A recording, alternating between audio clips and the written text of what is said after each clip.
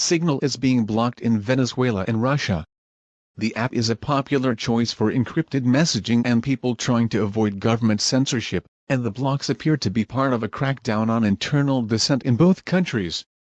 In Venezuela, the blockage follows the disputed results of the country's presidential election last month, which have led to protests and arrests as President Nicolas Maduro clings to power. According to MSNBC, the U.S. has recognized opposition candidate Edmundo Gonzalez as the winner of the election.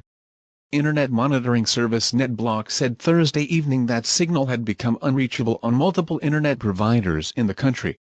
Maduro has also ordered a block on X, the Associated Press reports.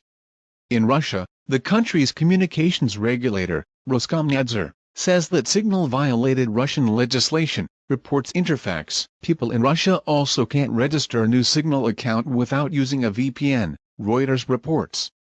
Russia has restricted Signal messaging app icons on most internet providers as of Friday afternoon, NetBlock says. Users in Russia have also reported a mass YouTube outage in the country, according to VOA News.